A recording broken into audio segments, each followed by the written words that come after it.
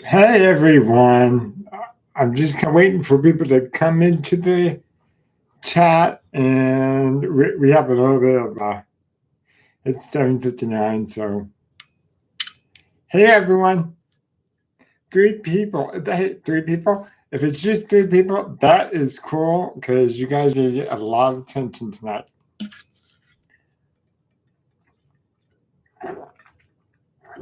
And I'm really thirsty. I've been drinking a shit ton of coffee today.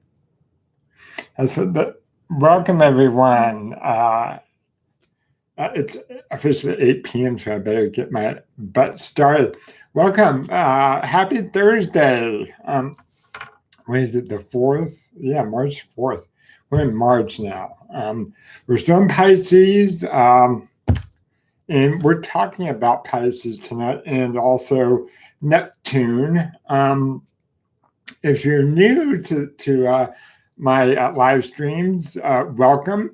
I am Jason Shields with jasontshields.com.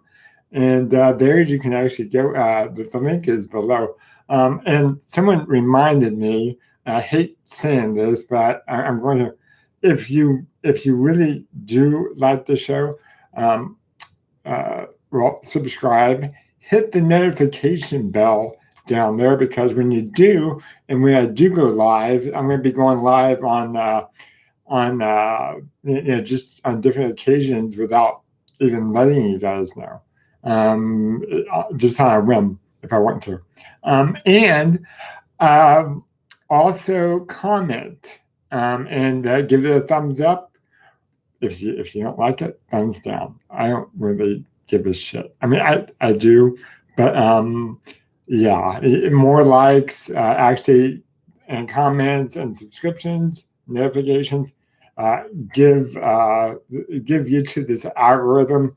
And so thank you for that. Thank you for the like. The other thing is, some of you were asking about the super chats.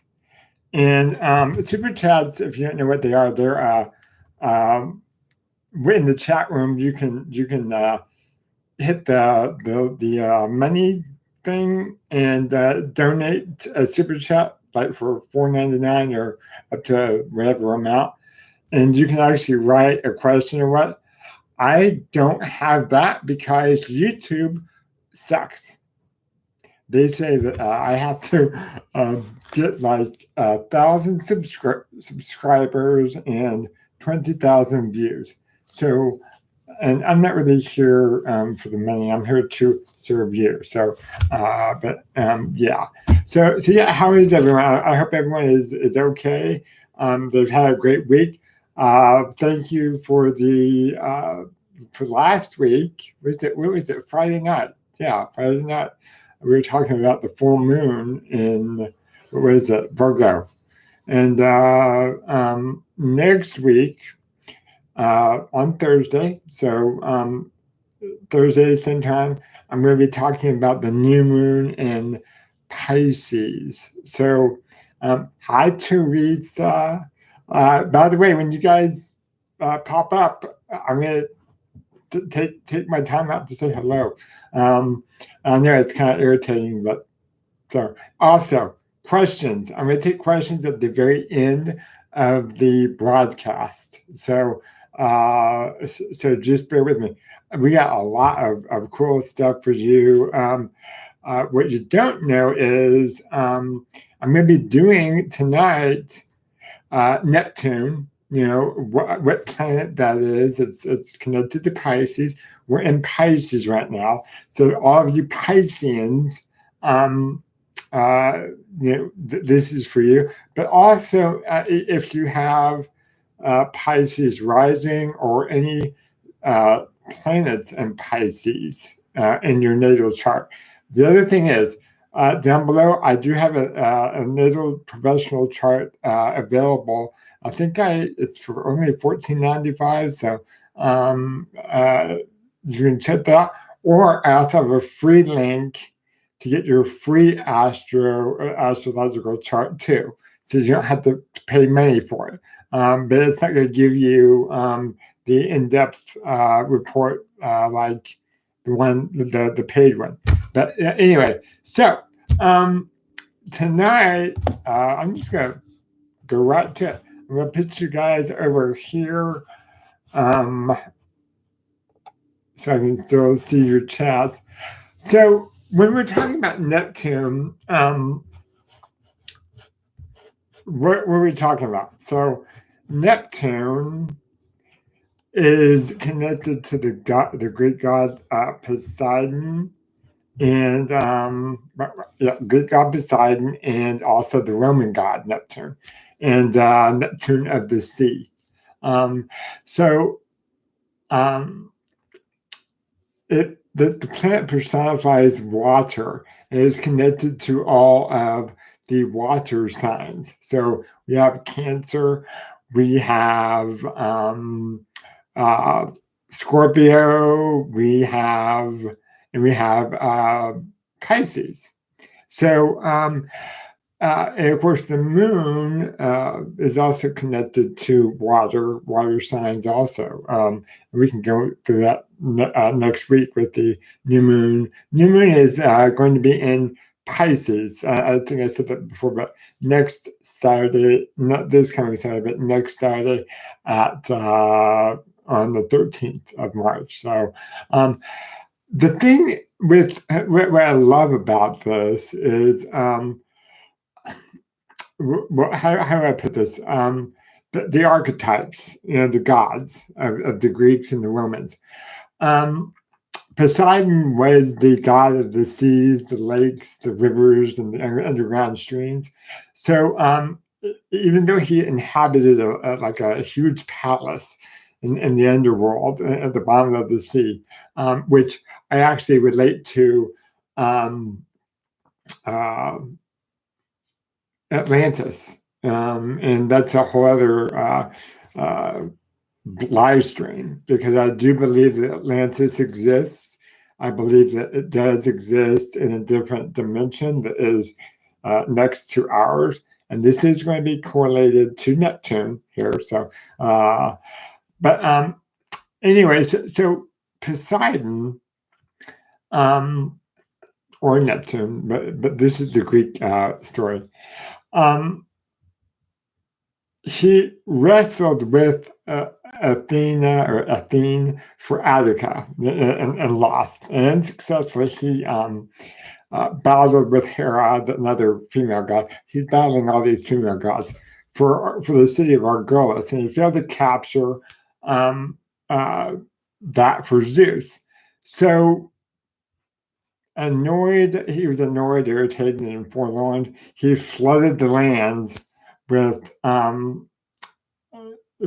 water, and yeah, he was basically a little bitch. He was a crybaby, and so he also he flooded the lands and then dried them up. Like Poseidon, Neptune represents our emotions, our often volatile emotions, which often yearn for, the things that we don't have, or cannot have. So we're dealing with the astrological element of water here, and it's associated with the realm of the feminine and feelings. And similarly to Poseidon and Neptune, the gods, the Greek and the Roman gods, when he emerged from the sea, two things happened. Okay, so sometimes the water, when he emerged from the sea, two things happened. Sometimes the water would just open joyfully and magnificently, and and he just came out glistening as a god. Other times, however, his appearance was signified by, I would say, shown by wild tempests, wild winds, and furious storms. So the same thing with Neptune, we can't really pin him down or her down. I mean, whatever you want to say. So when likewise, the thing is with Neptune ruling Pisces, we're dealing with the 12th house, and the 12th house concerns us with past lives, undercurrents, our subconscious, things that we don't really want to look at. All right. So, again, sometimes, like in psychology with my patients, clients, even my readings, sometimes they have that Neptunian experience where they're overwhelmed with joy, and other times they are like engulfed in emotion. And so, it can go either way, depending on your birth chart and where Neptune is, and so forth. My Neptune is in the 3rd house, and we're going to go through the houses here in just a few minutes. So, let me think here. With the main task of Neptune, what is the main task of Neptune? In Neptune's house, which is the 12th, well, actually, in whatever house it is, I mean, it's related to the 12th house. In whatever house it is, we have to, we may have to unwittingly like set up circumstances in which we have no other alternative than to sacrifice our personal wants and desires for in obedience to other forces that we cannot change or do anything to alleviate. What I'm talking about is like sacrificing for our family. You know, it's like doing the things that we don't want to do. But it's kind of like we willingly sacrifice that, or unwillingly in certain situations, like a job that you don't like, who has and I'm not dogging Aries, but kind of like an Aries, fiery Mars temperament, who's just a complete asshole douchebag. I remember, story. I remember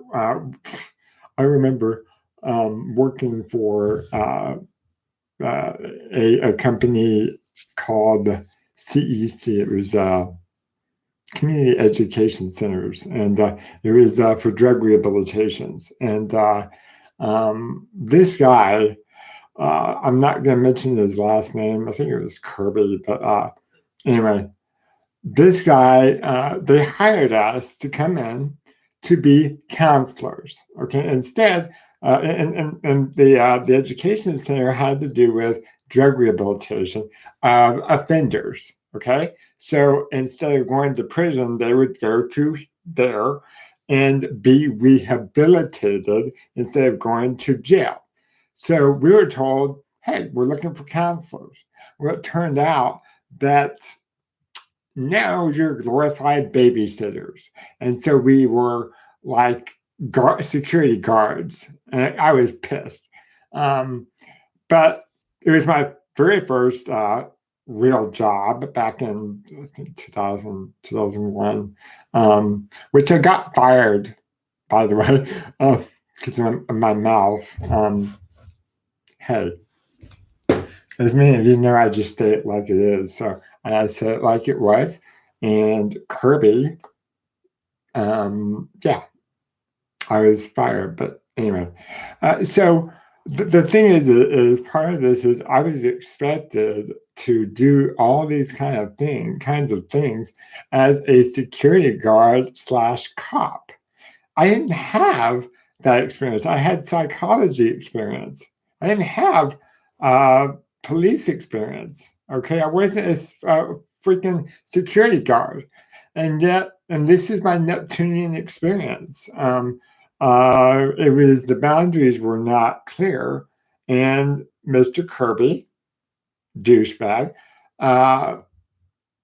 what was my Neptune Mars lesson, because again, I was asking repeatedly, okay, well, funny thing, we were supposed to like pat down the inmates, and yes, I call them inmates because that's what they were. They weren't allowed to leave. If they left, then they go back to jail. So we were required to pat them down when they came in from work release. So, okay, they taught me how to pat them down. But one thing that I had missed was, backtrack. I was brought in after patting down one of the guys. I was brought into their office, and douchebag and his other douchebag cohort, Mike, I'll never forget names in this case. They put down a piece of rock on the table. Look, I'm a smart ass back, and I was 24, 22, 24, 25. Anyway, I'm like, okay. And they say, Mr. Shields, because they would say Mr. Shields. We'd use our last name. Mr. Shields, do you know what that is? I was like, that's a rock. And then they were a smart ass. They were being a smart ass, obviously. And they said, no, that's crack. And I looked at them and I said, okay, what is this, a drug test? I mean, to see where I know? I mean, we didn't cover this shit in the 3-week training before we actually took the inmates in. So he was like, well, we found this after you patted so-and-so down. I'm like, okay. So they were laughing and stuff. And I basically said, I don't find this really fucking funny. I said that. And they were like, well, we don't either. I'm like, then why are you laughing? So anyway, I didn't get fired over that. That took place like 2 years later. But anyway, that was kind of like a nebulous Neptune moment for me, and it just sucks. But Neptune does have some positive things. So that's kind of a background on Neptune, a little bit of a story on my part. With regards to the planets, I'm kind of looking. I kind of like this because I have a. So where is Neptune associated with in your world, in your chart? So it's associated with the etheric world, which cannot necessarily be grasped or measured. It has it's the essence underlying form itself, okay? In Neptune's house, whichever house it is in your chart, we may glimpse a higher or altered state of consciousness, a view of infinity and eternity, and that which transcends normal boundaries, time and space. And no, this is not the Twilight Zone. But one thing that I've often, actually, this is the really cool part, is I am seeing a correlation between Neptune, where it's placed right now, or where it's been placed over the last 5 years. There's a huge correlation between Neptune and other planets when they are particularly combined at different aspects, especially squared. And if the atmospheric conditions are right on the Earth, we experience other dimensions. We experience the feeling of other dimensional, what I call interdimensional rifting, R-I-F-T-I-N-G, rift, like a rift in space and time. It's kind of like, well, for instance, my friend Laura, who used to live in Alexandria, I noticed that there was a correlation between her property and because she was on a vortex. Her farm was on a major freaking vortex. Shit just happened all the time. Spirits coming, spirits going. And when it got high, she doesn't know this, but I've gone back because I've noted the times. Neptune and Mars, or Neptune and the moon were like square at certain points in time, and during certain atmospheric conditions. So and they would see shit. They would, my God, at one point, their fire. We actually called their house the firehouse, because there was so much spiritual activity that happened, so much physical manifestations, and even some evil that came through. But we took care of it, and they've also moved, not because of that, but she's up in up north of here. So, but yeah, it can cause interdimensional rifting, and in my future forecast, I will include that in there because it's really cool.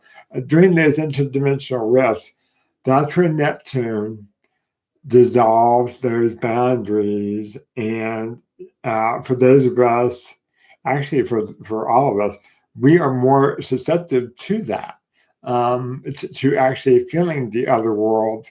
We see our loved ones. We have more dreams about them, and so forth. So yeah, that's where you kind of glimpse that view of eternity in heaven. Um, Two figures are associated with Neptune. All right. One is the Greek god Dionysus. I hope I'm saying his name correctly, and Christ. Um, Both preached or taught the dissolving of the self and the merging with something greater and divine and more luminous.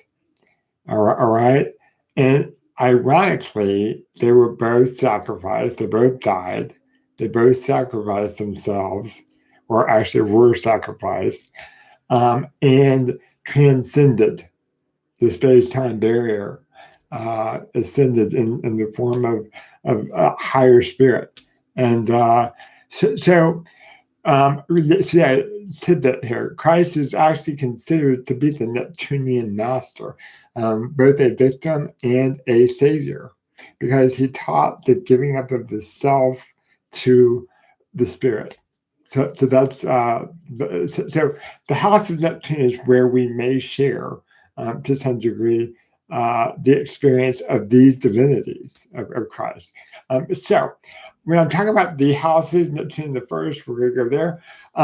If you have Pisces on the cusp or contained within a house, it's similar to Neptune there. So if you have Neptune in the first house, but Pisces in another house with another planet in Pisces, it actually does pertain to that too. So, and we're going to get started with the Neptune in the first. So, in the first house, the house of the ascendant. The ascendant is what we're born into. It's the moment of birth. It's the sign that gives us the qualities or the tools that we need to develop, in essence, to the path to our sun sign. Okay, so in the first house, yeah, Neptune diffuses any planet, or it kind of weakens it. Weakens it in either a positive or negative way. But in the first house, it's the house of the self. Um, think of it diffusing the boundary between the self, okay, who Jason, and a sense of Jason as a separate entity and other people. Okay, so think of, well, in extreme cases, people with Neptune in the first, and I don't have any examples, but Well, yeah, I do. Marilyn Monroe. She was let me see here. She was born with Pisces on the 8th and with Neptune in the first. And yeah, I mean, she idealized the image of feminine sexuality, and which was Pisces on the 8th, sex, taboo, which I love, uh, and sacrificed much of her identity in the process, which is Neptune in the first house of self. So, in extreme cases, those with Neptune in the first are like mirrors. Okay, they just reflect who or whatever is in front of them. Okay, um, because they often derive their identities from what other people want or need from them, others may look to these people as their salvation. It's like, oh my God, at last, uh, this person really understands me and gets me, and he or she is my salvation. So, but they get up and they get lost into that Neptune. So if you are in love with a guy, or if you're enamored with a guy or a gal who has Neptune the first, is very adaptable to what you want. Um, you might want to think twice, because the thing is the honeymoon is over once the Neptune in the first opens up, adjusts to you and adapts, but opens up and adjusts to in similar fashion to the other people that come into your life, and then you're like, what the hell? Yeah, I thought I was the one. Well, no, the Neptune in the first house is just being who they are. So the only setback with that is if they're not aware of it, they can lose themselves. They can lose their identity in merging with the other person or thing or event. Okay, so that's in general Neptune the first. I'm not going to go into psychology, because I'm going to just bore you. Well, actually, it's not boring, but I want to get to this uh, as quick as possible so we can get to the readings and the questions. So yes, Neptune in the second. Uh, and ironically, Neptune, let's see, John's, my spiritual brother, roommate, is Neptune in Scorpio, which is his sun sign, in the second house. And Catherine, you know who you are. Your Neptune is retrograde in Sagittarius in the second. So, yeah, and a lot of things, I won't go into a lot, but the second house has to do with the sphere of money, possessions, um, uh, and many possessions and resources. Neptune has a dissolving effect wherever it is placed in the chart. Okay, just remember that. It's not necessarily bad. Then the second, any tangible or outer forms of security may be subject to this influence. It could be a good thing or a bad thing. So unconsciously, the person may feel guilty about acquiring or money or holding onto possessions, believing that what belongs to them belongs to everyone. Or conversely, they may feel that, it could be the other way, depending on the aspects. They may feel that the world owes them a living, all right? Whereas other people's should be mine too. So whether they like it or not, the watery Neptune uh, creates fluidity in the second house sphere along that. And I've seen a variety of manifestations of this placement. But sometimes it includes like a general confusion and nebulousness in the handling of finance and investments. The other thing that I warn people with Neptune in the second house is be wary of oh gosh, be wary of con men and women. Because they can be generous to a fault, and they get out their checkbooks, and here you go. So, yeah. And by the way, Poseidon had great riches under the sea, and he still longed for the earthly kingdom of Zeus, and he wanted Zeus's power. So those with Neptune in the second may be dissatisfied with what they have, and always want more, especially if someone else has it. Not necessarily, but hey, I guess we can all say that to a certain degree. But that's kind of like the lesson of Neptune in the second house. Let me see here. I want to make sure that, yeah, that's now Neptune in the third. One more thing. I've observed with Neptune in the second, people are often unsure of their own inner value and worth. And so they may have a hard time being appreciative of gifts given to them, such as sensitivity and empathy. But it's interesting that they're also they're not sure enough of their gifts, their talents of empathy and innate gifts, healing, basic healing. So I see a lot of nurses with this placement too.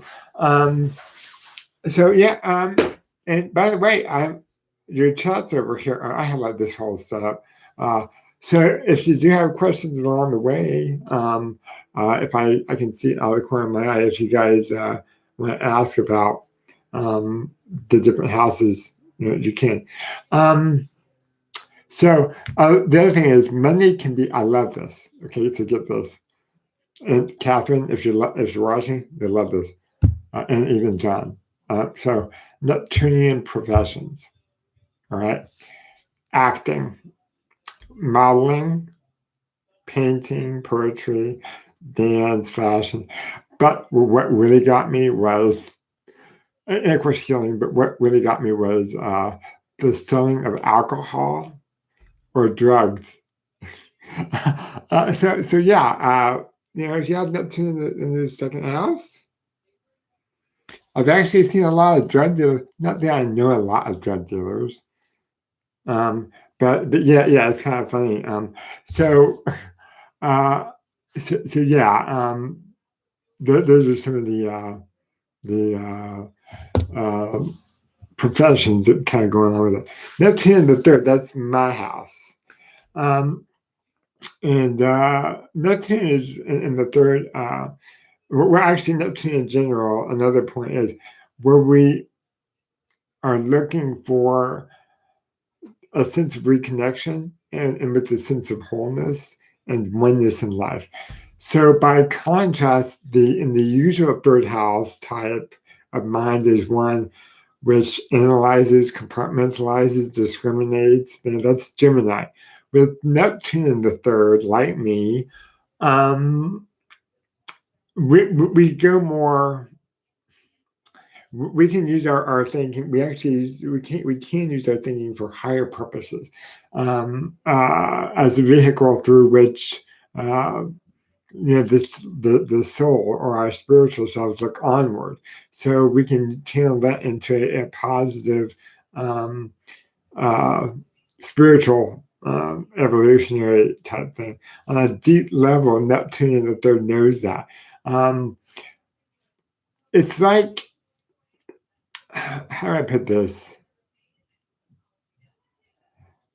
We know that on a deeper level, with Neptune in the third, that divorce from love, the mind is like a pair of scissors that just like cuts life into shreds. So on one level, we can confuse and scatter the mind, giving rise to vagueness and woolly thinking. That's totally me at times. However, at other times, the Neptunian mind in the third exhibits an uncanny insight into the undercurrents and and subtleties in the environment, and that's totally me. I can pick up on that's the psychic nature. That's my psychic nature. Um, we have a thing in psychology called meta thinking, which is thinking about thinking. And Neptune in the third house allows that person to do that if it's in certain aspects. So there you go. What I found on target is often in this place in your birth chart, if you have Neptune in the third, there is a shyness in the early schooling situation.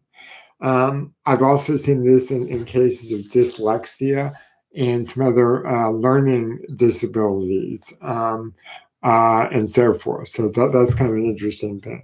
So Neptune in the fourth, and there's a shit ton of other things in the third, but yeah, I'm going to keep going. Neptune in the fourth and Pisces on the IC, the Immium Coli. This is the fourth house of home. It's related to Cancer. People with Neptune in the fourth absorb and reflect the atmospheric influences around them, so their natural impacts. So I always tell them that people, especially with this configuration, need to use discrimination and pre-choice, and as much as they can. This is an extremely hard placement to pin down. I've seen it operating in a number of ways. Some people have said that they've had the idyllic home, the idyllic peaceful home. The fourth house is related to the father. So the father, your father could have been reflecting Neptunian tendencies. What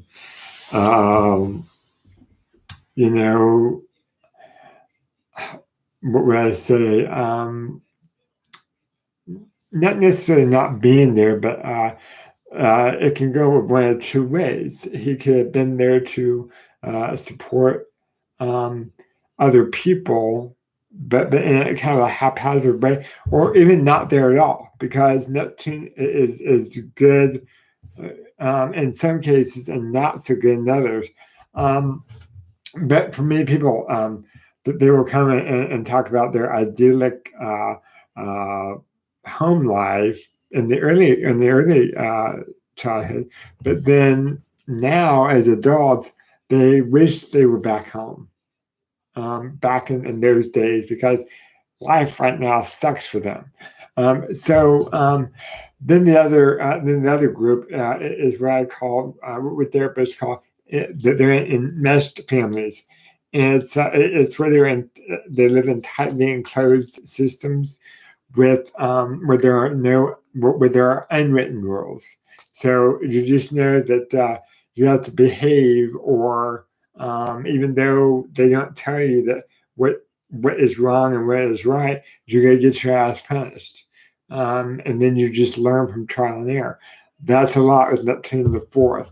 Let me see. I'm going to make sure.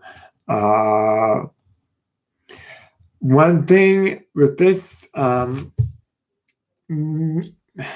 it's hard to make sense with the fourth house. That's why we do readings with your astrology. So making sense of the fourth house, Neptune, is not easy. So that's why we talk about those in depth in readings. One thing is that they will usually be called, if you have Neptune in the fourth, you will usually be called to make a sacrifice within the home. Okay, whether it be taking care of an ailing parent early in life, or you have to be extra quiet and controlled in order not to disrupt the collective home environment. A lot of collective home environments, like many people with this place, some people would have like in the fourth house, their parents would have their business in their homes.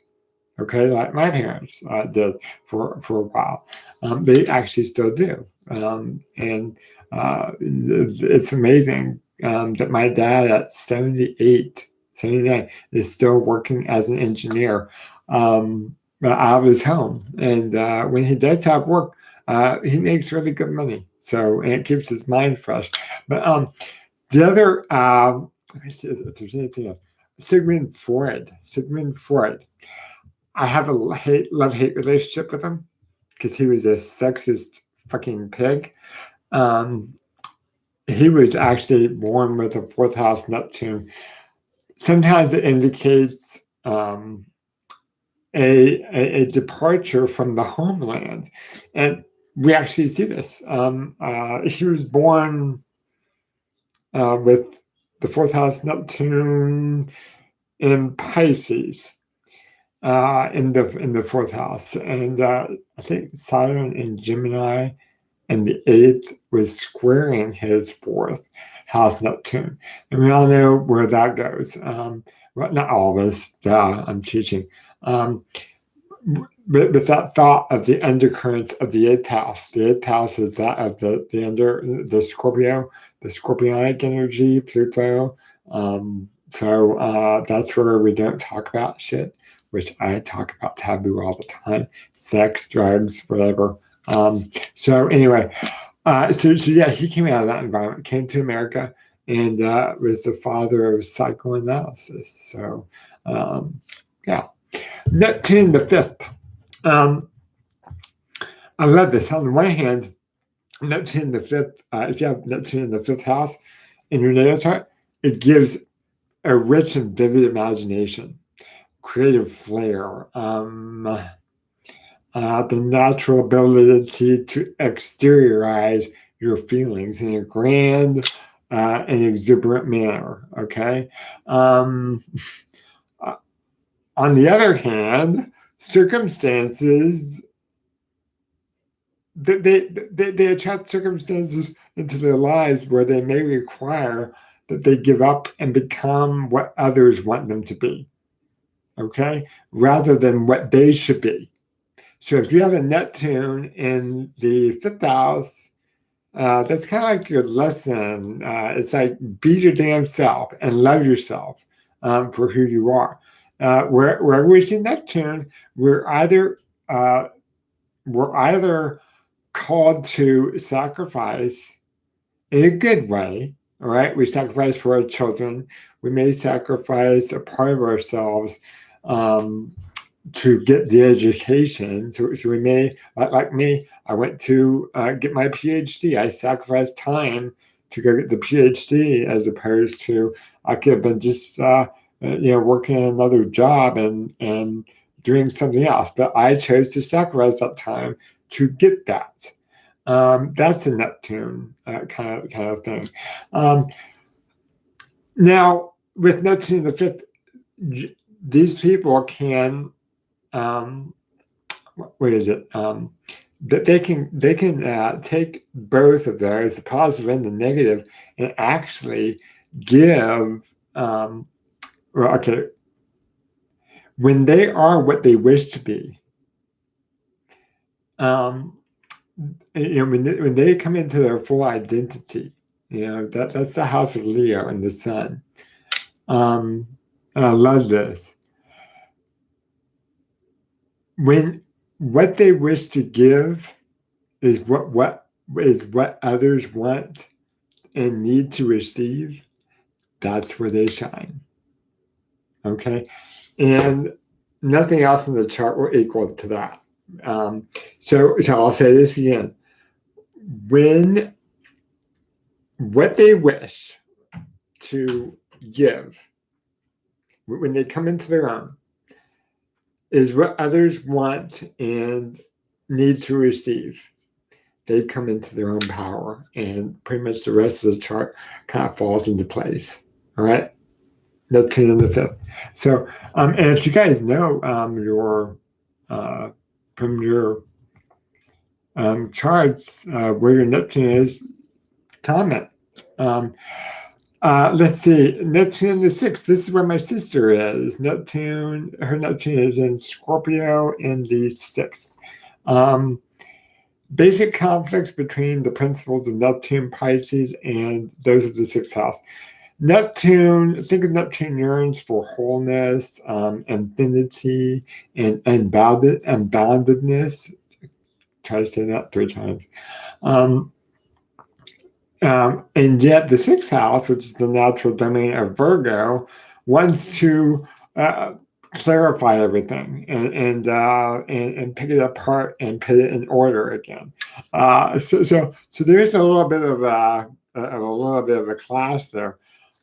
Ultimately, the challenge for you guys with Neptune in the sixth house is how to function within defined limits and boundaries, and yet not lose sight of your connection to everything else around you. So it's kind of a balance. You have that connection to everything around you, but with it being in the sixth house of serpent, of serving in Virgo, it's like it's like finding that balance between picking it apart, everything, and forgetting that wonderful healing gift that you have for others. So I know I'm actually speeding up here. This is a pretty cool thing. One other thing that I also with Neptune in the sixth, it does indicate a sensitive nervous system in some people with a leaky aura. So people like that, if you have Neptune in the sixth, make sure that you are grounding yourselves daily, that you are balancing your chakras. We can do that to kind of like a meditation in a future broadcast. So yeah, the other thing I noticed with Neptune in the sixth is you guys have healing abilities out the ass. Okay, many of you will choose to work which gives expression to these healing abilities, whether it's in nursing. I know I mentioned nursing before, or whether it's in the healing arts, Reiki, hell, name whatever. Even if you're a police officer, that's a healing profession because you're dealing with helping heal society. And by the way, I support police. Yes, I realize that there are. Sorry, I'm getting my caffeine. So I realize that there are police officers that are not on the up and up. Duh, it's always been that way. But the majority whom I have worked for and known are up and up, and they do an amazing job protecting us. So ironically, I do see a lot of police officers in the sixth house. I have a lot of Neptune and what is it? Ironically, Pluto in the sixth house because they're dealing with the extremes in society. So, yeah, go figure. So Neptune in the seventh. I don't have any examples as far as people. So Neptune in the seventh. Personal relationships. These people often encounter complexities in the area of personal relationships, which can serve to change and transform their consciousness and understanding of life.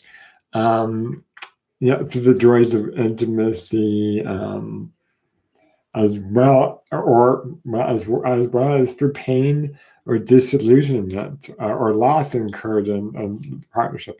I should know. It can actually bring us to a new level of awareness. And there are many different manifestations of this placement. Some people will look for a god or goddess to worship, to revere, and to save them from their feelings of loneliness and isolation. They often yearn for, and this is a psychologist in me, so they often yearn for, how would I put it, to be absorbed into the other person. All right. It's that loss of identity because they don't want to look at themselves. Okay. They don't want to necessarily take responsibility for themselves. I'm trying to think.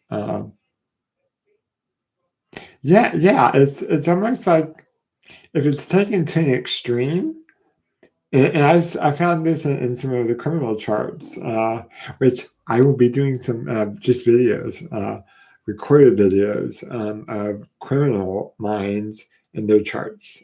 So let me know, give me a thumbs up in the chat room if you want to see that. Talking about stalking, talking about serial killers, all that. What I do as a profiler, and now with astrology, I'm seeing correlations with that. So what is it? What I knew? Okay, I didn't have this in my notes, but I'm just gonna go with it. I'm realizing it's almost been an hour, but I don't care. You guys can fast forward if you're watching this on later date. You can fast forward to all the good parts. If it's boring, it's okay. But think of John Lennon and erotomania. Erotomania is a psychological condition, a pathology where a fan or someone who is I'm getting chills. Okay, John Lennon. I'm picking him up, but I'm not going to chill this guy. All right. Wow. Just chills. So John Lennon wasn't really aware of this fan. Okay. The fan just lived his life around John Lennon. He idolized him. The problem with that is the more you idolize someone, it can actually, what we say, evolve into what we call erotomania.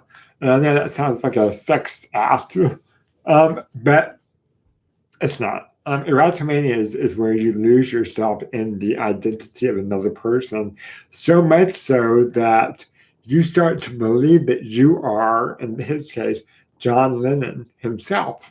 And so what happened was he said, okay, no, I'm John Lennon. Actually, John isn't even returning my phone calls. He should, because these people have an inflated sense of grandiosity, of self-worth. It's fake, but it's wrapped up into the other person, the object. In this case, John Lennon's personality, to get so enmeshed and wrapped up into their identity that they start to say, you know what? I'm better than John Lennon. I can take his place. And that is what he did. I mean, he didn't take his place, but that's the reason behind erotomania or erotomanic tendencies. He shot and killed John Lennon so that John Lennon was moved out of the way so that he could take his place. And so, yeah, those in the seventh. Now, don't worry if you have a Neptune in the seventh. I urge. I'm not saying that you're going to become an erotomaniac. No, All right, it's just kind of interesting that there's a lot of correlations to that, and even stalkers.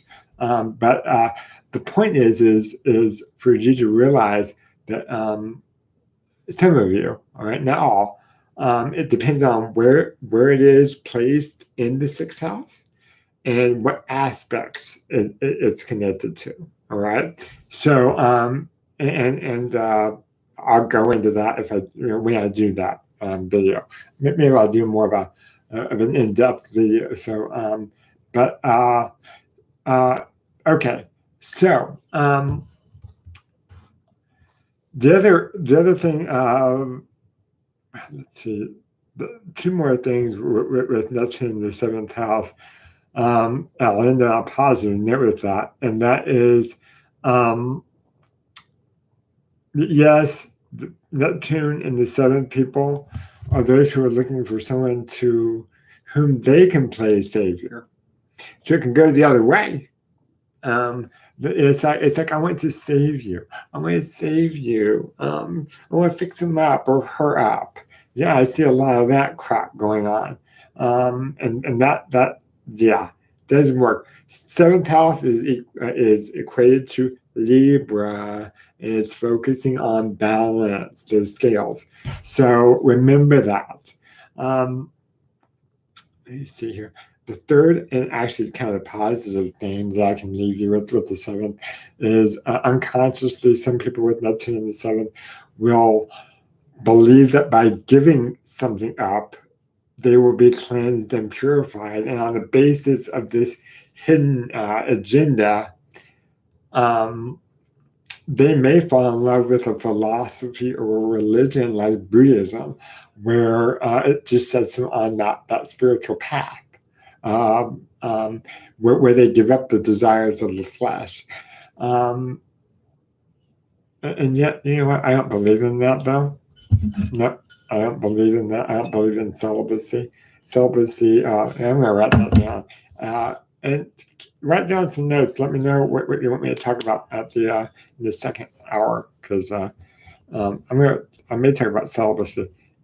And for those of you who, you might not want to, not you guys, but people are going to be pissed off. What I believe about celibacy, because it's not normal. It is not natural. It is not a fucking natural human behavior. And yes, I did say that. It is not natural. Anyway, it has horrible psychological implications. Catholic Church. Just saying. So anyway, not surprisingly, with Neptune in the seventh, there's often a romantic and idealized notion of what a relationship should be, which doesn't account for the hard work involved. So if you have that, it's like, okay, don't forget that, okay, you have that idealized thing in your head. Well, if Neptune is in the seventh, you need to remember that a relationship takes hard work. So, all right. I wonder, let me see. Something else. And then I'll move on to the eighth and ninth. If we strip away the glitz, the glamour, the ecstasy, the romantic notions of love, then what does Neptune leave us with? Think about it as it representing a non-attached kind of love. A love that doesn't cling or swallow up any of the people involved. It's not a union based on oughts. You should do this, or you ought to do this for me, or vice versa. What is it? What was her name? The book, The Aquarian Conspiracy, is a great book. Marilyn Ferguson, and I hope I don't screw her phrase up. She said, "Love is a context, not a behavior." So, yeah, love is a context, not a behavior. Somewhere in between, demanding that the other person adjust to us, or are always adjusting to the other person is the kind of love that Neptune envisions, but it's finding that middle ground. Okay. Like my mom always says, relationships sometimes are 50-50, 40-60, 80-20, 5%, 95%. But in the end, it all balances out, or should average out to 50-50, but at times it's different. So, yeah, the eighth house. Wow. Okay, so gosh, Neptune is at home in the 12th house. His next favorite house is the 8th house. Think about this as the 8th house is closest to his brother Pluto, and it's Scorpio related to Scorpio. Sex, taboo, asking questions. I do this that other people don't want to ask, or you shouldn't ask that, Jason. I got that all the time when I was a kid. In Sunday school, I was like 5 or 6 years old, and I asked the Sunday school teacher, I said, I have a question. So we have Adam and Eve, and they had Cain and Abel. They had kids, had Cain and Abel. So Cain kills Abel, and then he goes off to the land of Nod, N-O-D, Nod, wherever the hell that is, with people, and he gets married. I asked a simple question: where'd those people come from? And instead of answering my question, actually, I did this twice. Once in Sunday school and once in private school, private Christian Academy. And I think it was like in 9th grade or whatever. And both times, Jason, when I was little, Jason, you're not supposed to question God. You're not supposed to question the Bible. So, and so that was the answer. When I was in high school, they said, Jason, principal's office, principal's office. And the funny thing is they would not punish me. I mean, physically, because back in the day, it was, what do you call that? Corporal punishment, or when they would powder you. They were afraid to, because I had cerebral palsy and they thought I'd break. So instead of punishing me, they would say, Jason, we are not supposed to question God. So we're going to sit here and pray for your salvation so that you can accept Christ as your Savior. Yeah, WTF, right? So, yeah. Anyway, so for those with Neptune in the 8th house, its main thrust is like the loss of boundaries and separateness in the house of sex, sharing, and intimacy, and as a means of alleviating Neptune's divine homesickness, because it's homesick. It wants to be in Pisces. It wants to dissolve into that grand collective unconscious of Pisces, and we're in Pisces right now. So the 8th house association with death does the job quite well. I'm not saying those of you who are going to die. No, what represents it's kind of like it's reminiscence of the rites of Dionysus, the god that we talked about earlier, in the throes of passionate physical love. they satisfy the need to abandon and forget themselves. All right, and sex can be which sex can be awesome as a way to just lose yourself, loosen the reins of personal control and responsibility for the self. Um, as long as you're with the right person and not some psychopath. So, but as far as like, what would I say about that? I would say that the main, what would be the main thing? Because there's a lot of stuff in the eighth house with physical intimacy is a respite from loneliness and much of the promiscuity, which I don't know why we have that word, and indiscretion that they say associated with this placement may stem from this motive. Well, duh. I mean, we seek, you know, I don't give a shit if you're promiscuous. Hell, I was promiscuous for years. Hell, I still am on occasion. But yeah, I mean, sex is if you use it in the right way, it can be a way to lose yourself into the other person, and vice versa. And it can be a beautiful sexual experience, or you can use that sexual energy uh, at different times and channel it into creativity and so forth. So. Ironically, what is it? The experience when Neptune is in any of the water signs or the water houses, like Scorpio, the eighth house, um, we're influenced by the undercurrents and the feelings in the atmosphere.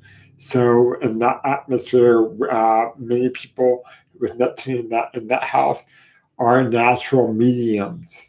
Okay, that they're able to see the other side uh, quite easily at times. If it's negatively aspected, um, they could be woke way the hell up, and it's too much for them. And that's where I have to teach them as a psychic medium myself how to raise their vibrational level and use that physical, spiritual, mental, emotional protection. Psychic protection comes into play there.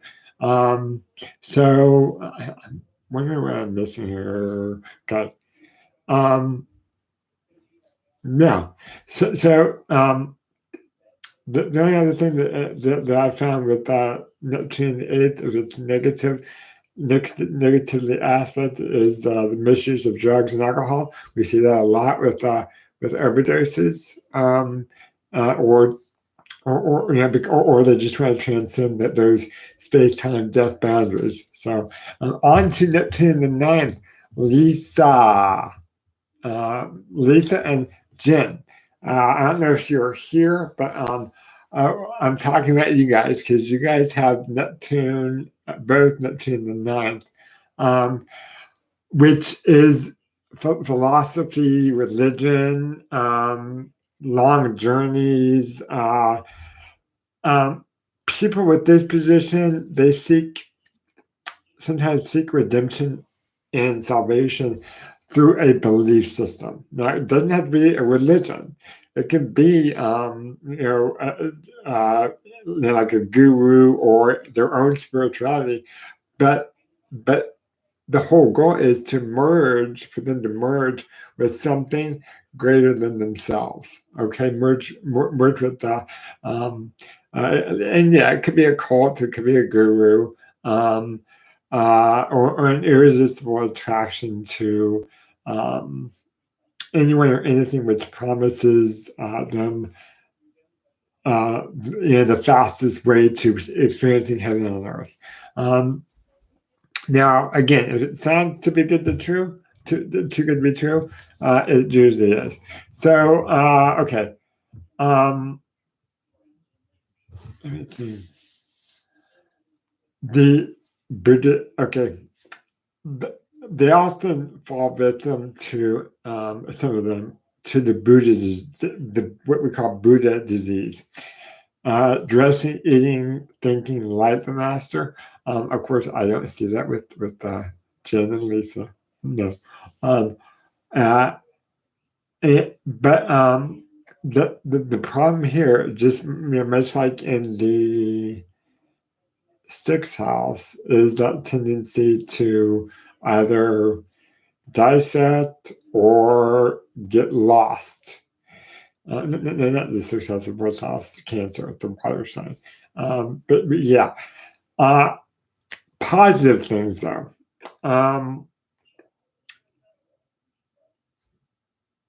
Neptune in the ninth house describes a very open and impressionable mind, a vivid imagination, and an interest in what Abraham Maslow, you've heard about Maslow's hierarchy of needs. He called it the farther reaches of human nature. So they sensed that they could be much more than they are. Okay, and that's definitely Jen and Lisa. They're always expanding themselves. And I can't wait to see you guys soon. So there, people with this position, and some of your parents know this, if you have kids with Neptune in the ninth, they may be confused about which direction to take in higher education because the ninth house is higher education. So yeah, but then again, though, all kids have vagueness and vacillation. So if you have that, it's like just let them. Well, what I would say is take a year off. I mean, a lot. Some of you might not agree, but take a year off and allow them, if they have this placement, to explore the world. I'm not saying don't have a job. Make them get a job, and so that they can learn independence. But give them that space so that they can explore. All right, the world. That's Sagittarius, seeing everything from a vast perspective. So yeah, what was it? Keats, the poet. What is it? Beauty is truth. Truth is beauty. Beauty is truth. Truth is beauty. It's a very apt description of this placement. So creative expression can be inspired by religious or transcendental images, not even or philosophies and just spirituality. It doesn't have to be religious. So yeah, 10th house, my house, Capricorn. Which is on the IMSA, the midheaven, which is your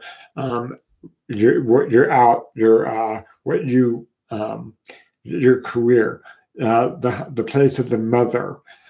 There's many different facets of the 10th house of career and how you stand in the public eye. One of the manifestations of Neptune is those who find themselves being idealized, and worshipped by the public in general, or a movement or a force sweeping through society. Okay. John F. Kennedy, who as president, he embodied that Sagittarius in the 10th look. And he had that new outlook and new vision for America. With the moon landing, which, yeah, moon landing, was it real? Just asking. What do you think? I'm kind of back and forth on that. My question is, if we did land on the moon, why haven't we been back? But it was back in the 60s, right? And yet they say that our cell phone, Um, I got a text from anyway.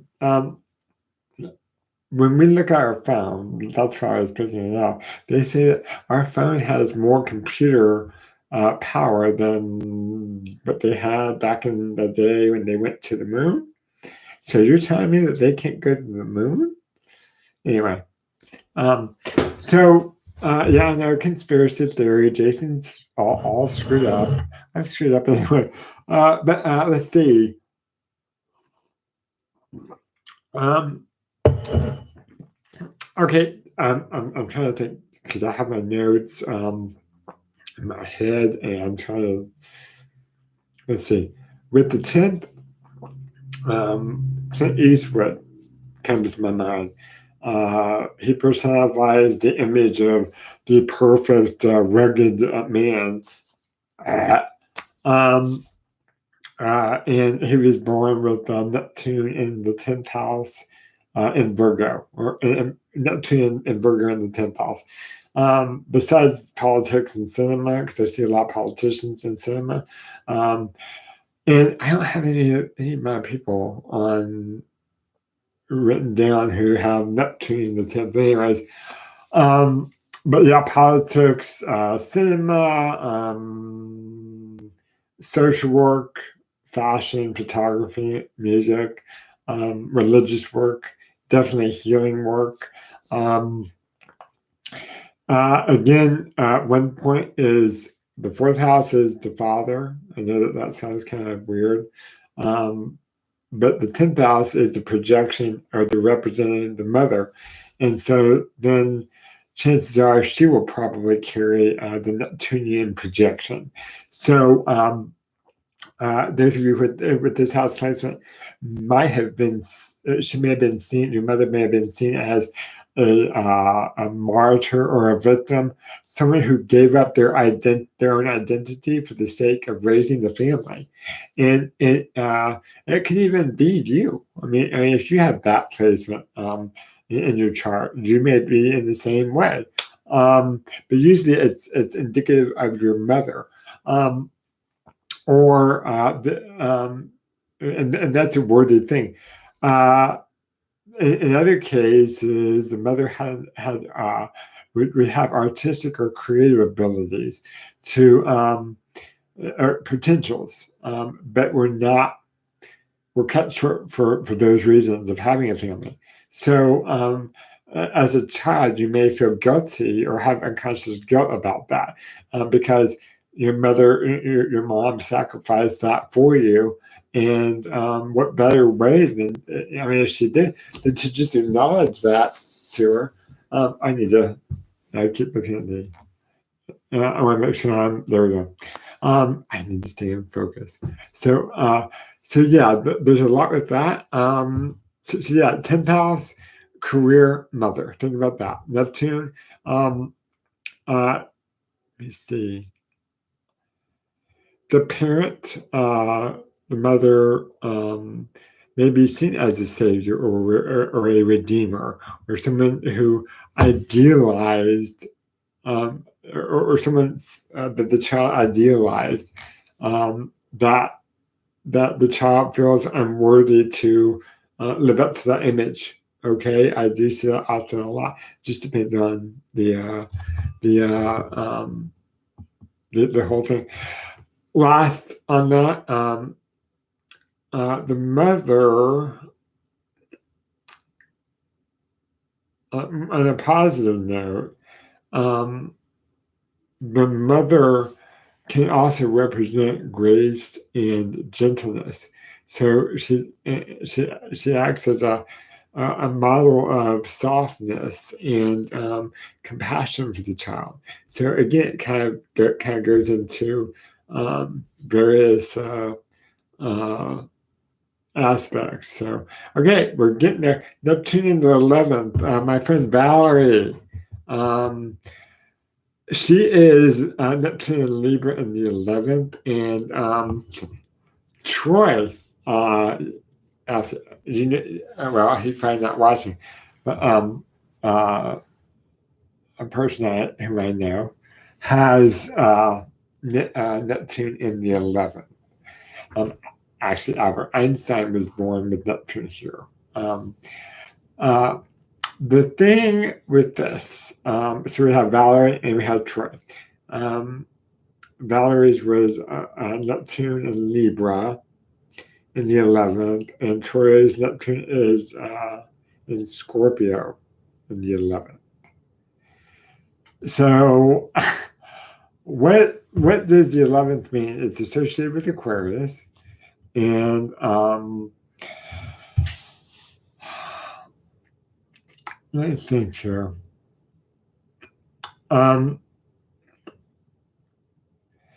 So it's more like people with the Neptune in the 11th may have the desire or a subconscious desire to serve and help others, but it's very deep. Actually, if you remember, I don't know if you know the Viktor Frankl, the psychologist, he said he had a term called reductionist justification. What that means is that the desire to serve and help others doesn't require a reductionist justification, meaning such as that a person does worthy things because he or she feels guilty about something from childhood, right? Rather, how do I put this? He sees it more as a service. Okay, he sees service as a genuine way of giving meaning to life. Now, in addition for caring for others, it can be the natural and immediate expression of a feeling of bonding and solidarity with those with whom share this planet and Neptune in the 11th. It does inspire this kind of altruism for its own sake. However, we're dealing with groups and we're dealing with trends. And Albert Einstein had Neptune here in his chart. And the placement, with this placement, what did he say? Our task must be to free ourselves from this prison, Earth, by widening our circle of compassion to embrace all the living. And those with that Neptunian vision of utopian vision of the third house, will join groups which promote like humanitarian causes or social causes. They feel the need to participate. I'd say that they feel the need to participate with others in bringing their idea of truth, justice, or beauty into the world. Okay, so Galileo was born with Gemini in the 11th. And he undermined the very establishment of science in his search for truth. So yeah, Troy and Valerie, I can see this with Troy more. It's like, yeah, I'm going to freaking upend this groupthink by saying, hey, why is it this way? Why is it that way? All right, they ask those questions. So, and of course, with his Scorpio's, I'm not saying he's a Scorpio, but he does have several planets in Scorpio. They ask those questions. Why is it that way? Why is it this way? So, okay. Am I forgetting? I'm just kind of looking over.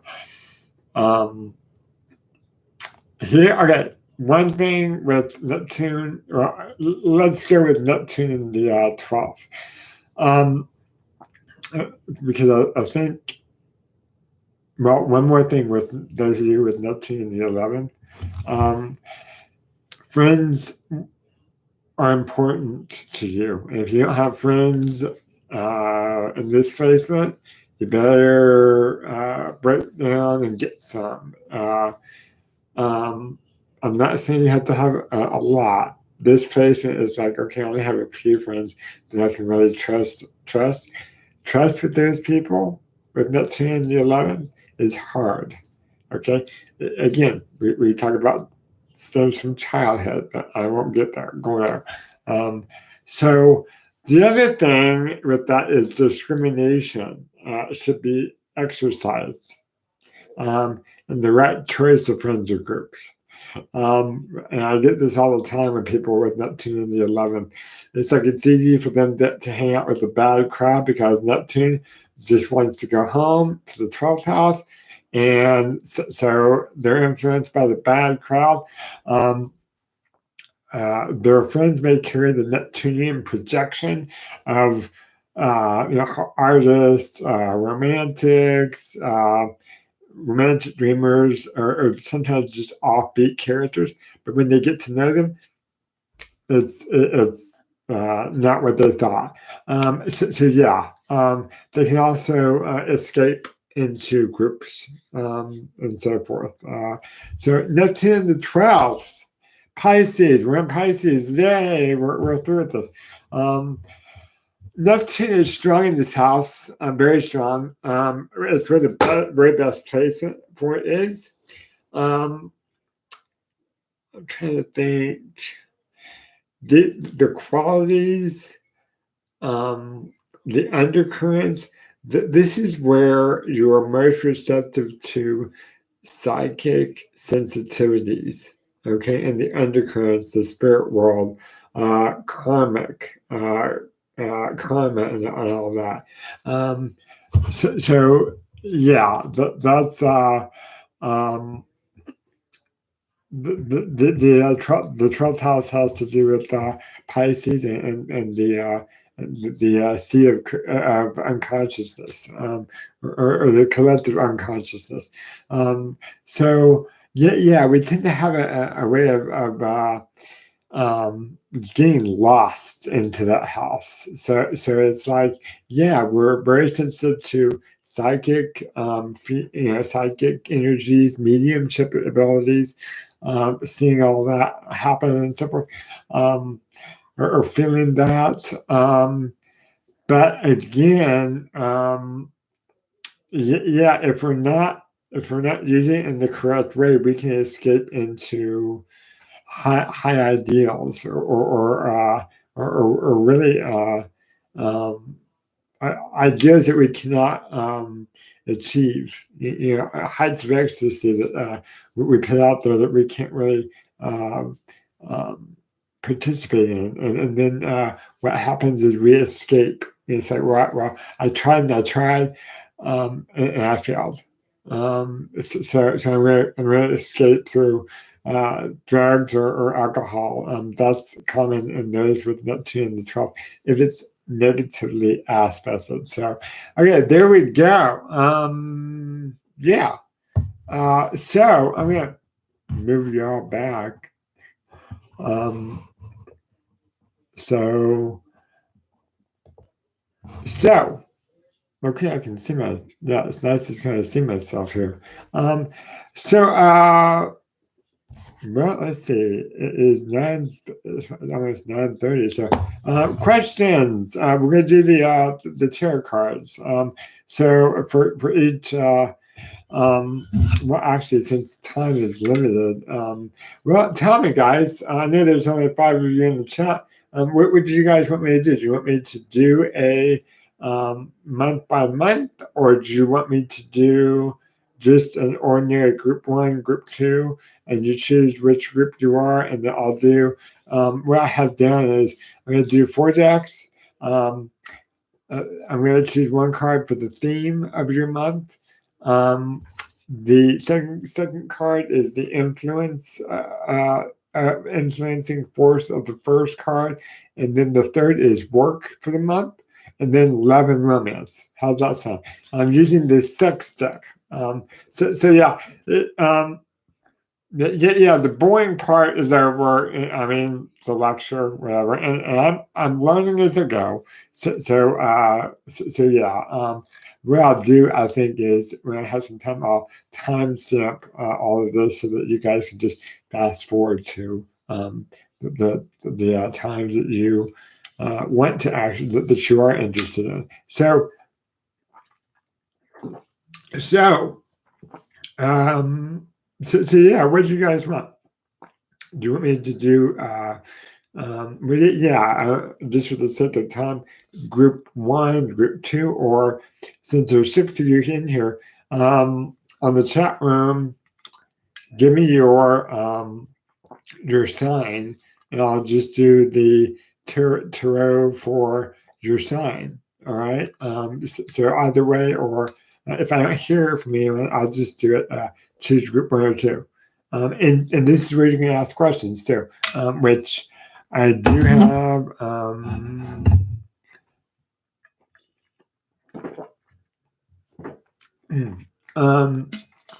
I do have some questions that I'm going to answer here. So, okay.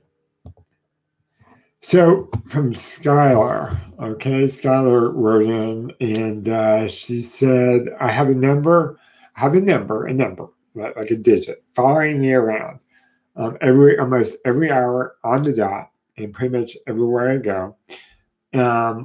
Just restaurant, school, her phone. What does it mean? She doesn't understand why it follows her all around. I have this a lot. My number is 11. So every day when I happen to look at the clock, I'll see 9:11 or 10:11 or 12:11 more often than other times. Really, Scotty, what that just means is it's the universe's way of saying you're on target, you're on spot, you're on the spot, you're where you're supposed to be. Okay. So yes, it's kind of deja vu when you feel like you've experienced something before, or that you relived the moment you're reliving now. It's kind of like it's the universe's way of saying, "Hey, your guides are saying you're right where you're supposed to be." So, great question, Miss Eva. I love you, Eva. My house has been busy, and what I put down was spiritually active, spirit wise, for a few days now. Is it because I've been burning candles? Okay, so and we had talked about this before. I go to Eva's all the time. Well, I used to before the street shut down, and yeah, her house is, or the property is on a vortex. And we have vortexes all over the place, portals. But what I told her is what I'm going to tell you guys: just burning a candle is not going to increase your increase spirit. Okay, coming through. Um, if you create if you actually buy a candle for the purpose of attracting spirits, then yeah, that's a little bit different, and you better know what the hell you're doing. But when you burn candles in general, they're not really portals or nothing like that. It's the intent behind that. So great question, Lisa. Will I be reunited with my heirloom wedding set?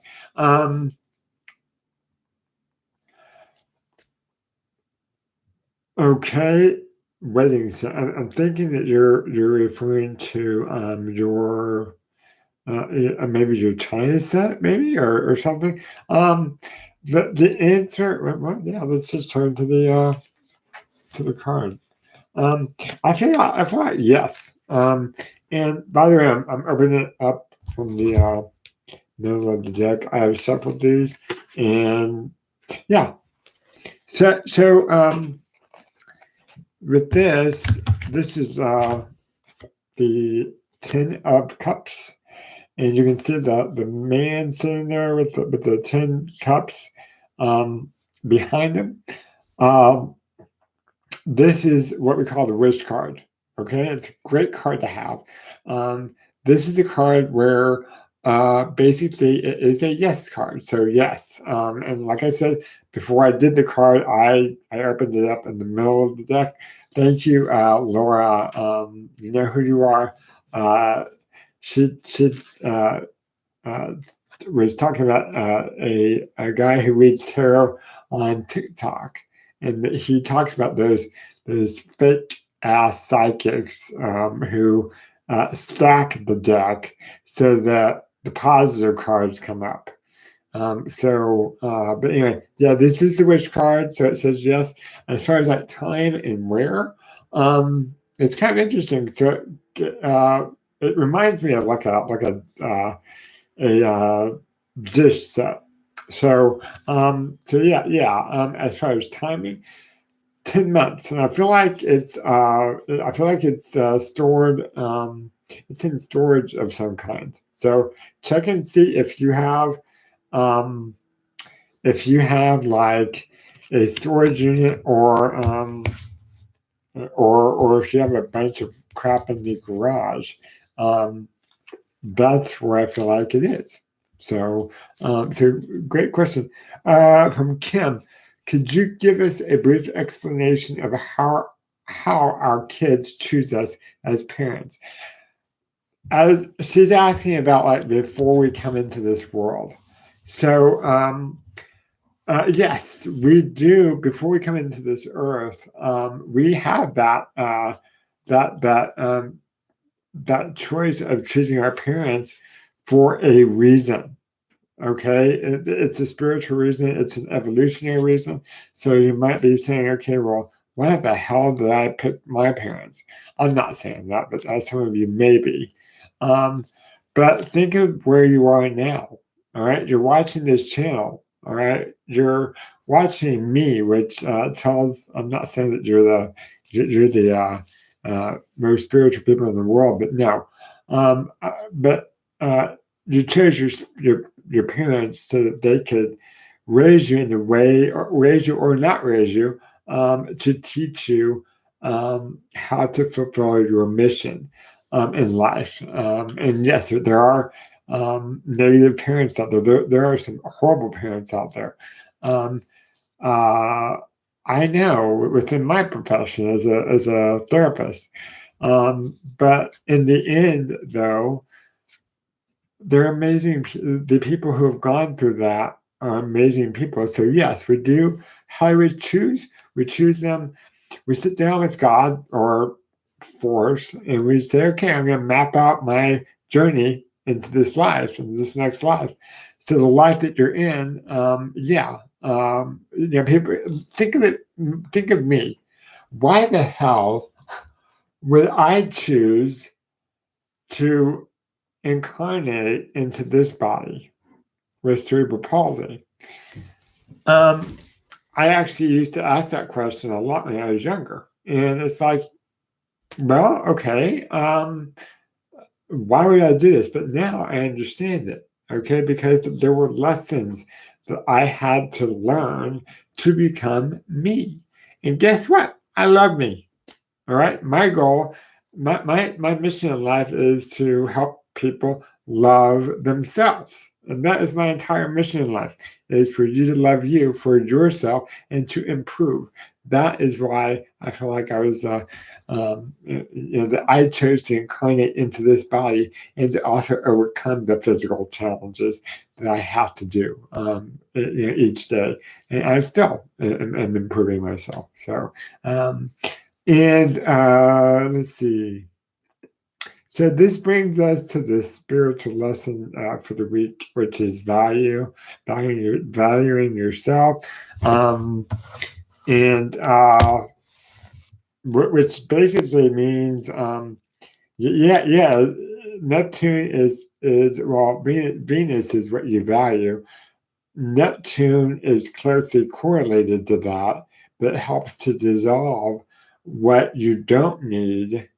Those extraneous thoughts to so that you can focus on the qualities of your Venus, okay, which is connected to it's connected to Taurus, and big time in Taurus, and oh shit, what's the other one? Because Mercury's in Virgo. Yeah, you can still tell I'm working on this, but anyway, yes, your value is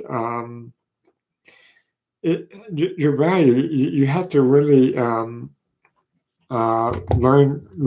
that you're worth more than what you've been taught. My case in point is my case in point with me is. I recently, actually back in the summer, raised my rates. And for some people, that was a big deal. But for most people, my life changed. So I'm just going to say this. I went from charging $100 an hour to $200. It was the first price increase in 10 years. So $200 an hour. And I got positive feedback. It occurred with Beth. I won't mention her last name, but Beth and her beautiful son, who's in spirit, who comes through all the time, and he's here right now. So, Beth, if you're watching, he says he loves you. He loves you a lot. Says something about that you're really needing him right now, and so he's in the house. Okay, yeah, and he is good looking. Woo. This is question and answer time. So don't be shy, people. Just type in wherever you want. So lesson that I got was it was more not just valuing myself, but it was valuing my time. Okay, because I'm working other jobs professionally, and so my time to do readings is limited. Although I have a flexible schedule that it's anyway. So and of course the energy it takes for me to do a reading, it weighs on you heavily as a psychic medium. So I have to have time to rest, hydrate, exercise, all that on top of my other jobs. So when I recently raised that, it was an interesting thing. I came into my own.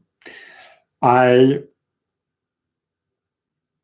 started to get paid. My first client who paid me the amount when I changed. I think I changed back in August or September. I put it on a new website. Without question, she paid, and it was an amazing. It was an amazing reading as always. And she did not even talk about the price. Okay. So since then, I have attracted amazing people who not only value my gift and time, but most importantly, they value their gifts and time, and they're willing to pay for themselves, because that's what a reading is for, themselves. Okay.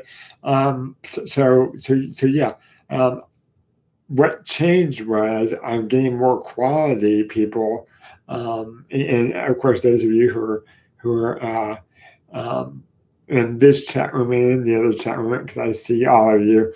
Love you too, guys. I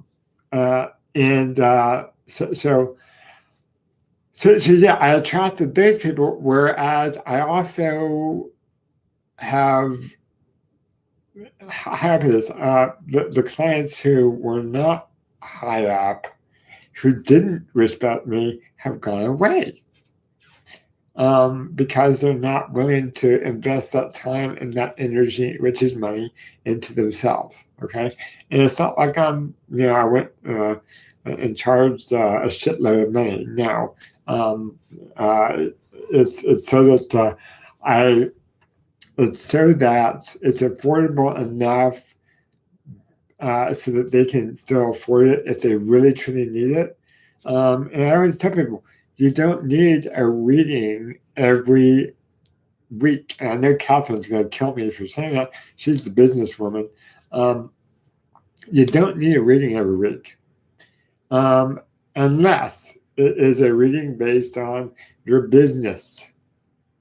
Okay, I do business readings for people, not on a weekly basis, but twice a month, once a month, and with those I do a discount and so forth. So yeah, it kind of equals out. But yeah, I don't have to deal with those clients who do not respect my time and my private time, because I would get, when I was charging less, I would get these texts from people. And, hey, Jason, I have a quick question. Or, hey, Jason, what are you doing? Or blah, blah, blah, blah, blah. Could you look into this for me? Or, what's your price? That's the one that really gets me. What's your price? I'm not talking about you guys. So, anyway. And just as a side note, the quickest way to book an appointment with me is to really just go on the website that I have now and pick your whether it's a half hour, hour and a half, 2 hours. If you're wanting to do a group before you choose the group option, text me. That's the best way to get a hold of me, is text or email to the contact form. But yeah, if you are one person who wants a half hour session, you pay for it, okay? And it will come across my phone, it will come across my desktop computer, and let me know instantly that you made that payment, and I will go on there and I will text you and I will get you in. That's how that works. So that's the easiest, quickest thing quickest way to get an appointment. So anyway, yeah, I'm actually just going to do in the time left, instead of because there's only 6 people, and I don't see any questions, but I see you guys in the other chat room, the special chat. Hello. So, well, thank you. I have 2 screens here, so I know it's kind of irritating. Thank you guys for the donation. What they're doing is they're going on the website and ordering just a chart here and there, and just to support me. I will be hooking up maybe what do they call that, Patreon thing, where if you guys want to subscribe to more personal groups and more in depth, so that these kind of drag on. So, but anyway, so guys in my personal group over there, and you guys, which are you're not saying a thing on YouTube. Come on, what's up?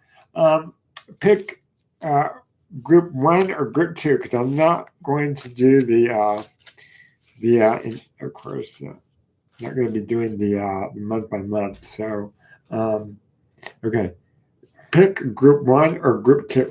Okay, so group for group 1, we're going to do group 1.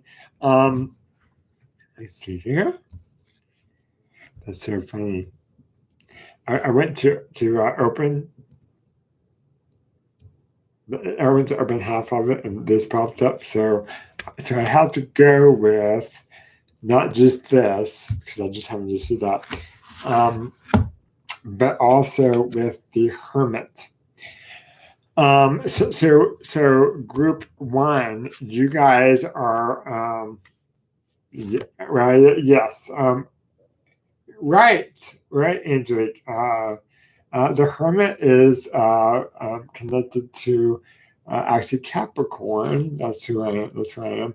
And the Hermit card in tarot.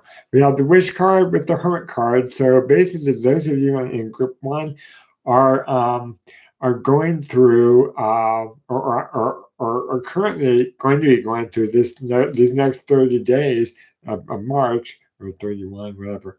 Uh, kind of searching inward. I do believe this is connected to the planet Saturn. Yes, or in Capricorn. So, especially if you're a Capricorn or Capricorn rising, this pertains to you especially. It's going inward. And what I'm picking up most with this card is the back. Okay, so if you can see the back, the snow, and where he's standing, notice that he is standing on like a slope, and it's slippery. But this person, you need to get to that point where, okay, I'm in a slippery situation where I can fall on my ass and break something. Yep. Yes. Matthew, yes, exactly, especially for you, Capricorn. Where where it's like, okay, this is just telling me that, okay, go inward, all right, and knowing that it's a yes card, so wherever you are focusing on inwardly, you need to meditate upon it, on which way to go. But really, it's like, okay, you have to have faith. This is a faith card. So Capricorns like me, you gotta stop analyzing shit to death. Or in general, you have to stop analyzing things to death. I mean, it's okay to have the plans, but just don't go overboard with that. So, and you will get your wish. Now, what is let's see here. Second deck is the Crowley deck. I couldn't really give a shit about him. Aleister Crowley was an evil. Right, he wasn't a nice guy, but I do like his deck. Rock says Pamela Coleman Smith. So these were a bit to shuffle, but I did. Okay, so group number one. What is influencing? What's influencing the Hermit? Okay, there is this is the Emperor, and if you can see, this is a beautiful card. It is associated with Aries. Aries is coming up, so this is telling me that group number one, as you go inward, and as we go into the sign of Aries, and again, the 13th is coming up, the new moon. This is a period of manifestation for you. So again, you got the yes card, the Nine of Cups. You have, of course, you have the Saturn influence of the Capricorn of practical inward, going inward. But at around, I want to say around the new moon is when you need to start taking action on this, on whatever plans that you're thinking of, that you're coming up with. So that is group one. As far as, I want to make sure that work, we're going to use this lovely deck. I love it. This is the Love Tarot, or what is it? The Tarot of the Heart by the psychic medium John, I forget his name. It's not John Edwards. God, I can't stand that man. Okay, let's see. All right. So with work, those of you in group 1, again, this is work related, so this is well-deserved reward. So it's number 9. So I am picking up like within 9 days or 9 weeks. That with your work, whether you are self-employed, whether you work as an independent contractor or what, this is either 9 days or 9 weeks. I'm not getting 9 months. No, but some kind of promotion or raise or windfall coming to you. Definitely. So that's work with you guys in group number 1. Now for love, this is the naked people deck. I call it the naked people deck, but there are other names for it. Okay, so. Let's see. I have so many of these cards all over the freaking place. Okay, so let's see here what we got. All right, it's not too. Okay, I know, Jason. Here we go. So, the one, the Ace of Cups.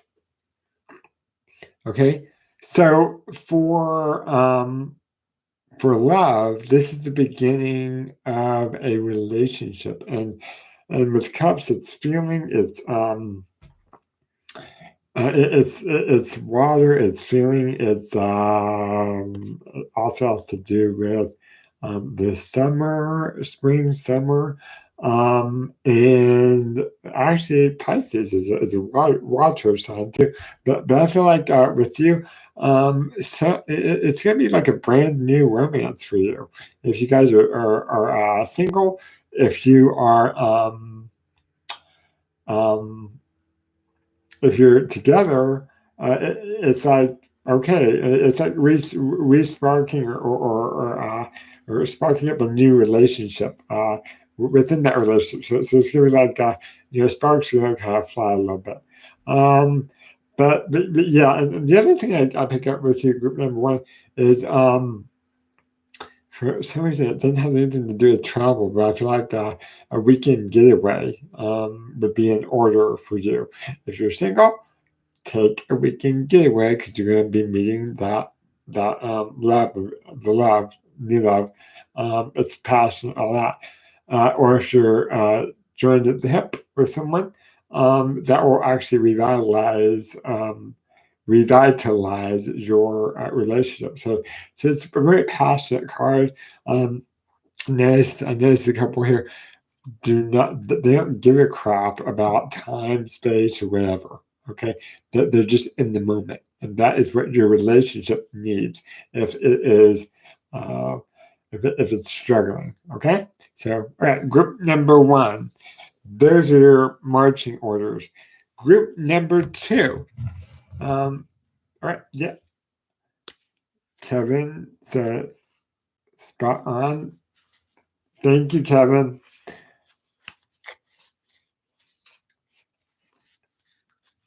Okay. Okay, so Kevin is asking if okay, how do I okay. Yeah.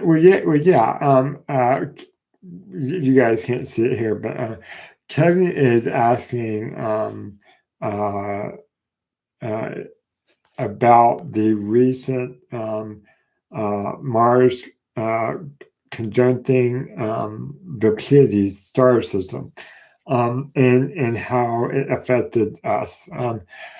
Back in, I think it was the 3rd. Let me hold on for a second, guys. Yeah.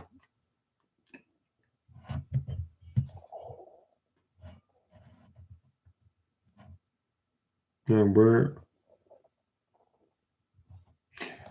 what he was asking was the planet Mars went conjunct together as one with the Pleiades star system for the first time in like 20 years. And the Pleiades star system is, we see it as a group of stars, like one group. And when when you go conjunct, it becomes one planet. So the Pleiades is known in myth as the Seven Sisters. And in Christianity, it's the Sisters of Sorrow. So you have that warrior Mars energy of intensity, and where it was in respect to the other planets, it was squared with Saturn, I believe, at one point, or opposite, whatever. So we've experienced intense anger here recently with grieving. And so that was like a couple of days ago. Actually, it was 2 days ago. So now we're coming off of that now. So yeah, it only happens, this conjunction of Mars with the Pleiades is only like once. The next one is going to be in 2032, I believe. You can check that out later. So, but good question. I'm glad that you mentioned that. So, so group number 2, right? So, group number 2. All right. So we have. Well, okay, for God's sake, the spirits or my guides are saying, use 2, just like you did with group 1. Okay, so we have I know it's upside down, the King of Cups upside down. So this means that for those of you who group 2 are going to be dealing or are dealing with a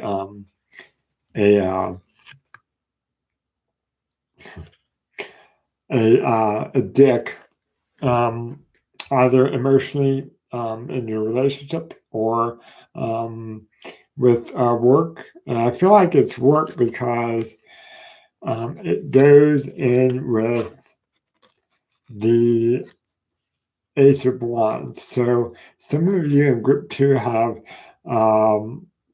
recently started a job or a new position, and it's like, oh shit. When is this idiot going to be either gone or how do I deal with this person? So that's what we got for your for the theme of this month. And no, it's not negative. I mean, you're not gonna have to deal with this all month. Okay, I'm going to show you how to deal with it. So okay, you got the dick and the new job or a new phase in your job.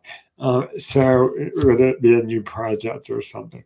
So let's see. So let's see. All right. So I want to make sure I'm doing the right order. So what is let's see. That's the 10 of Cups, which is satiety. It's kind of interesting because it's also the 10 of Cups related to the Witch card that we saw in the first group. So group 2, the good news is things are going to change. My advice would be just to kind of go with the flow and be patient with this idiot, and then go from there. I just feel like for those of you who are in group 2, he's just give it another 30 days and he's gonna be gone. If it's a relationship, that's where he's very abusive mentally, but the 10 of Cups has to do with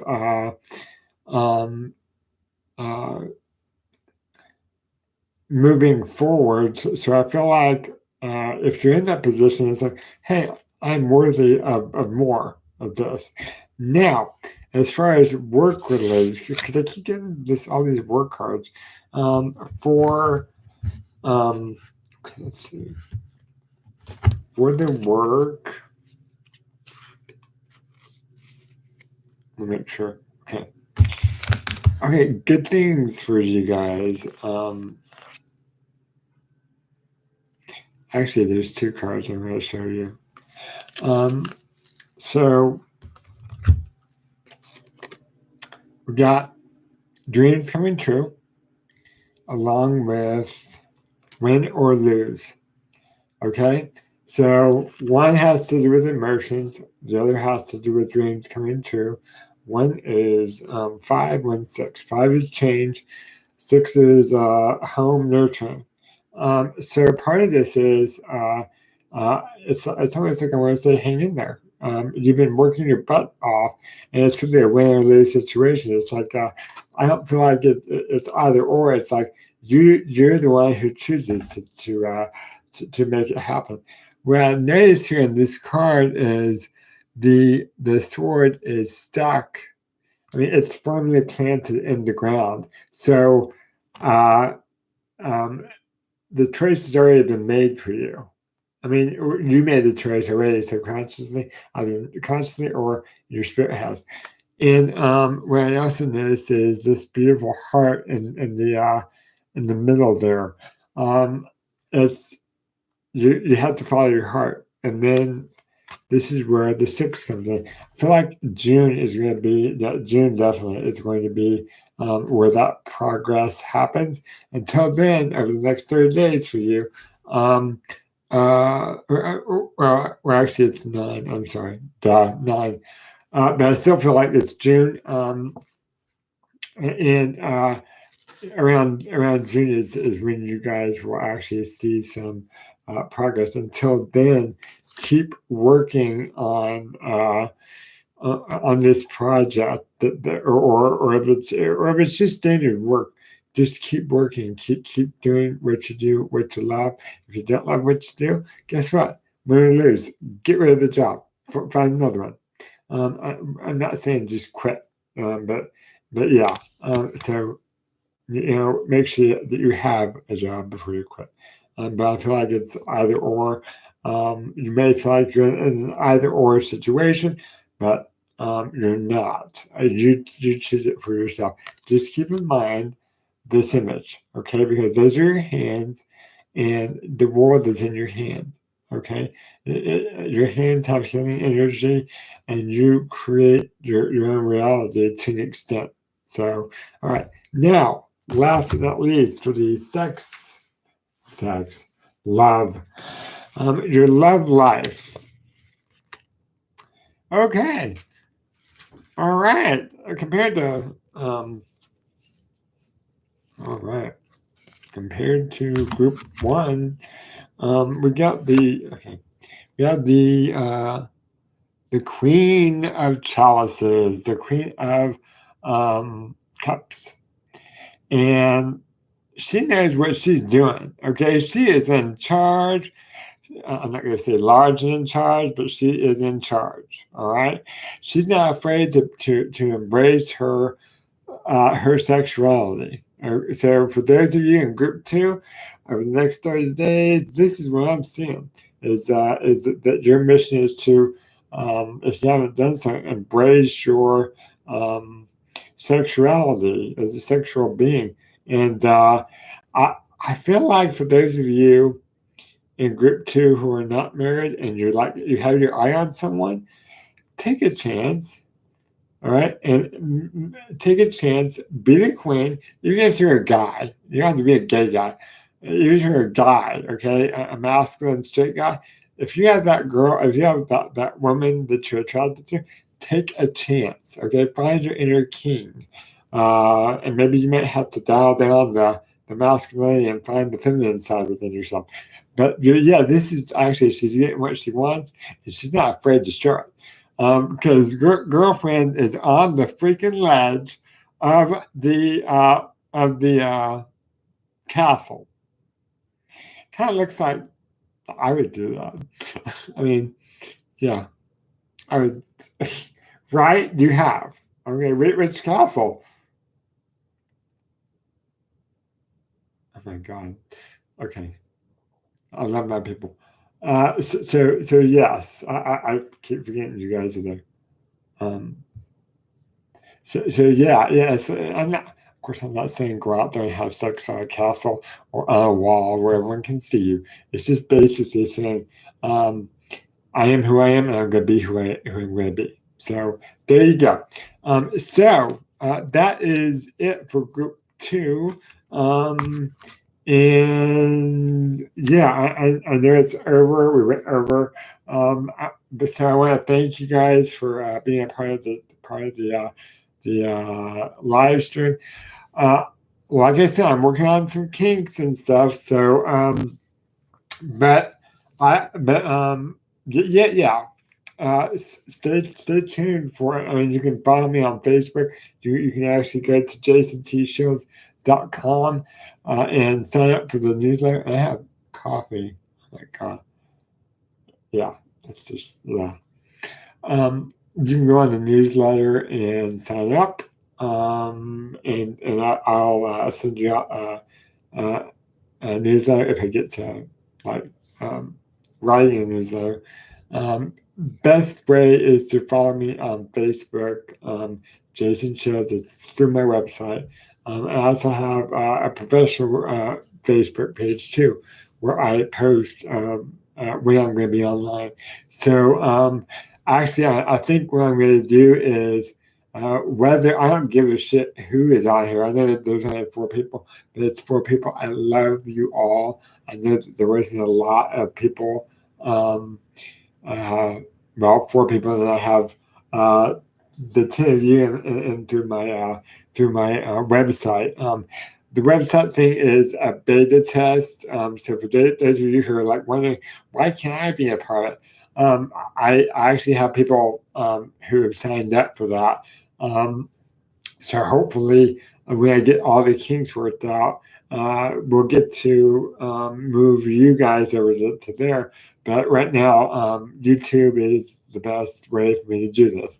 And next week, I'm also going to be using my phone to do on Facebook to get more people. Gosh. Okay. Yeah. Um, yeah. So yeah. Let me know in your comments, like, subscribe, whatever, hit the notification bell, and thank you for being a part of the live stream. I know that we went long, and look at it, it's 10:11. 10:11. I know. Uh, uh, the other girl, woman, young lady, she's a young lady. Her number was 21, but it's kind of interesting. 10:11. So what a great way to say I'm on my path. And again, I appreciate. I'm going to be doing these whether it's one person. That's how much I love doing this and how much I love and care about people because I enjoy doing this. So for those of you who could not make it live, it's okay. So I love you guys and have a great evening. I'm going. I'll be back on next Thursday, but I believe what I'm going to do is Monday or Tuesday. You have to just kind of watch. But I'm going to do a more in-depth card reading for each of the signs, and it's just going to be a live thing. So if you show up, you show up. If you don't, it'll be archived, and you can watch it, and we'll go from there. So take care and have a great evening. Love you guys. Bye.